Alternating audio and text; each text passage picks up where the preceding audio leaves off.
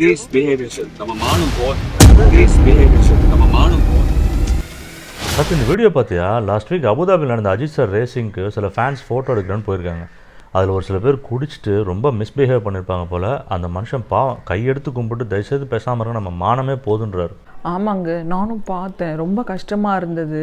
ஆனால் நோட் பண்ணிங்களா, அந்த இடத்துல கூட என் மானம் போகுது அப்படின்னு அவர் சொல்லலை, நம்ம மானம் போகுது அப்படின்னு தான் சொல்லியிருக்காரு. அந்த சுச்சுவேஷனில் கூட ஃபேன்ஸையும் அவரையும் வந்து பிரித்து பார்க்கல. அது ரொம்ப ஸ்வீட்டுங்க. ஆமாப்பா, நானும் நோட் பண்ணேன். அது இது மட்டும் இல்லை, அவர் நிறைய இடங்களில் ஃபேன்ஸை கைட் பண்ணுறாரு. சில இடத்துல கொஞ்சம் கண்டிப்பாக கூட நடந்துப்பார். நிறைய அட்வைஸ்லாம் பண்ணுறாரு. இப்போது ரீசெண்டாக ஒரு இன்டர்வியூவில் கூட சொல்லியிருந்தார், நீங்கள் எப்போ வாழ போகிறீங்க அப்படின்லாம் கேட்டிருந்தார். அதெல்லாம் ஆக்சுவலாக ரொம்ப நல்ல விஷயம். ஆமாங்க, ஆனால் சில பேர் என்ன சொன்னாலும் அவங்க பிஹேவியரை மாற்றிக்க மாட்டேங்கிறாங்களே, அது ஏங்க?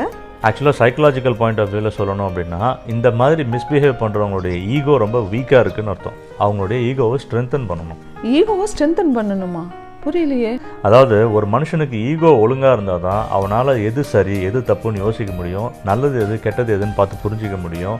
பிரச்சனைகள்னு வந்தால் அது சரியாக யோசித்து அதை சால்வ் பண்ண முடியும்.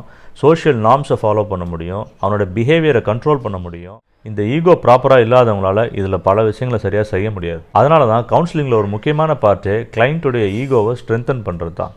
ஓ, அதான் அன்னைக்கு ஈகோ நல்லதுன்னு சொன்னீங்களா? இப்போ சொல்லு, தலைக்கு ஈகோ இருக்கா இல்லையா? இதுதான் ஈகோன்னா, தலைக்கு அது ஸ்ட்ராங்காகவே இருக்குது. அதுதான் அவருக்கு அழகும் கூட. இப்படி ரியல் லைஃப் எக்ஸாம்பிள்ஸ்லேருந்து சைக்காலஜி ரிலேட்டடாக நிறைய இன்ட்ரெஸ்டிங்கான விஷயங்களை தெரிஞ்சுக்கணும் அப்படின்னா எங்களை ஃபாலோ பண்ணிக்கோங்க.